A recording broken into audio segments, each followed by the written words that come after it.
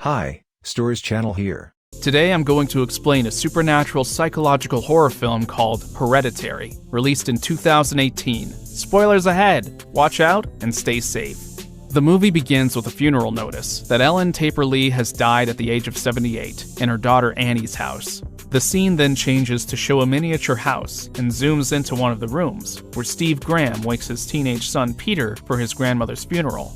He also wakes up his 13-year-old daughter, Charlie, who he finds sleeping in the treehouse. Annie, Steve's wife, then delivers her mother's eulogy, during which she explains her stubborn nature and how she was a difficult woman to read. Her daughter, Charlie, clicks her tongue during the service and is seen drawing a strange sketch in her notebook. Annie, being an artist who sculpts miniature dioramas, is seen sculpting miniature figurines that night. She goes into Charlie's room, where Charlie wonders aloud that her grandmother wanted her to be a boy. Annie tells Charlie that she was her grandmother's favorite. When Annie leaves the room, she finds a note from her mother in a box of her belongings with a strange symbol on it. After reading the note, Annie looks up to see a haunting vision of her mother, but shakes it off, thinking she's imagining it. The next morning, Charlie is at school when a pigeon flies into the class's window and dies. Charlie takes a pair of scissors from her class and cuts off the dead pigeon's head. When she looks up, she sees a woman across the street who smiles and waves at her. The scene changes and Steve receives a call from the cemetery. He is told that Ellen's grave has been desecrated, which he hides from Annie. Annie tells Steve that she's going to a movie but actually goes to a support group for the loss of loved ones. There, Annie openly discloses how difficult her mother's life was, as Annie's brother had suicided and her father had starved himself to death. She also mentions that her mother had dissociative identity disorder and dementia. The next day, Charlie is seen sitting in her room, making a toy using the pigeon's head she had cut off before. This is when she sees a strange light in her bedroom that guides her to the window. Meanwhile, Peter lies to Annie, telling her that he wants to go to a school barbecue, when in reality, he wants to go to a friend's party. Annie is skeptical that there may be drinking at the party and allows him to go only if he takes Charlie with him. Charlie, following the light, has gone outside the house where she sees a vision of her grandmother sitting, surrounded by fire. Annie finds Charlie standing barefoot outside of the house and breaks her out of the trance she's in. She then asks Charlie to go to the party with Peter, to which she reluctantly agrees. On the way to the party, a utility pole is seen with a strange symbol on it. When they reach the party, Peter wants to smoke marijuana with Bridget, a girl he likes, and her friends. So, to distract Charlie, he asks her to get herself a slice of chocolate cake, which has a large number of walnuts in it. Charlie, being terribly allergic to nuts, has an anaphylactic shock when she eats the cake. She comes to her brother, wheezing, who then puts her in the car and drives to the hospital. Charlie, struggling to breathe, puts her head out of the car. Peter, suddenly seeing an animal on the road, swerves the car, and Charlie violently hits her head on a utility pole on the side of the road, leading to her death. Peter is stunned and goes to bed without telling his parents. The next morning, Charlie's head is found on the side of the road, and Annie loses control, crying, wanting to die. The family then holds a funeral for Charlie. The scene changes and Peter is seen smoking marijuana with his friends under the bleachers at his school. Suddenly, Peter has a panic attack and feels his throat closing up. Annie is then sitting in her car. She drives to the support group she went to last time, but changes her mind when she reaches there. While leaving, a woman appears in front of the car. She tells Annie that she was also in her support group and asks how she's doing. When Annie tells her that her daughter was killed, the woman comforts her by telling her that her son and grandson had both drowned. She then introduces herself as Joan and gives Annie her address in case she ever needs to talk. That night, Peter hears Charlie's clicking noise and thinks he sees his dead sister in his room, but realizes it's only his hoodie in the corner of the room. Annie goes to Joan's home the next day. She tells her that she sleepwalks, and that once she had woken up to see that she had covered Peter, Charlie, and herself in paint thinner and was about to strike a match. From then, her relationship with her children had never been the same. Later that day, Steve walks into Annie's studio to see her creating a disturbing miniature diorama of Charlie's accident and asks her to come have dinner. At dinner, Annie bursts and blames Peter for Charlie's death. Peter responds, saying that Charlie wouldn't have gone to the party in the first place if it wasn't for her. The next day, Annie runs into Joan at an art supply store. Joan, who was very excited, tells Annie about an open seance that had changed her skepticism about physics. She tells her that she had been able to hear the voice of her dead grandson. She then urges Annie to come to her house to witness a seance, to which Annie reluctantly agrees. At Joan's house, Joan makes contact with her grandson, who moves a glass and communicates with her using a chalkboard. Annie is shocked, but Joan comforts her and urges her to try conducting a seance to contact Charlie. She tells her to use an object that belonged to Charlie and gives her an incantation to recite. That night, Annie wakes up to see a trail of ants leading to Peter's room and sees Peter's dead body in his bed. She then wakes up from a sleepwalking trance and sees him sitting up in his bed with a confused look on his face. Peter asks Annie why she's so afraid of him. Annie involuntarily admits that she never wanted him anyway, and that she tried to have a miscarriage when she was pregnant with him.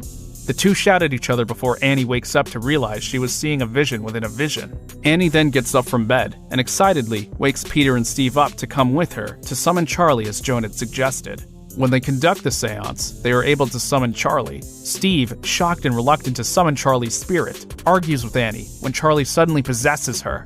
Steve then throws water at Annie to break her out of the trance, and Peter cries in confused shock. In school, Peter sees the same strange light Charlie saw and looks sideways to see his reflection in a glass cupboard, which looks back at him with a smile. That night, Steve admonishes Annie for conducting the seance by telling her that Peter now thinks he is being threatened by a vengeful spirit. Nothing. What happened? Peter just called me, Annie. Terrified, crying in the halls, convinced he's being threatened by some vengeful spirit. Why does he think he's being threatened? Listen to me, Annie. I have a son to protect. What does that mean? It means that's what I'm worried about right now, and that's how I'm Hey, don't talk to me like this. He's my son too. Annie then goes to her studio and starts working. When she accidentally breaks a miniature chair, she ruins her entire studio out of frustration. Annie then goes to Charlie's bedroom to see her supernaturally drawing in her notebook. At the same time, Peter is woken up by Charlie's clicking sound and sees a vision of her. Her head rolls off onto the floor and turns into a ball before Peter gets choked in his bed. Annie walks into Peter's room just in time, and Peter blames Annie for choking him while sleepwalking. But Annie tells him that something supernatural is happening in their home and that she will take care of it. Annie realizes that the spirit she summoned is malevolent and decides to throw Charlie's notebook in the fireplace. When she does this, her arm catches on fire on its own, forcing her to retrieve the book. Annie then goes to Joan's home to ask her for help, but Joan does not respond when Annie knocks on her door.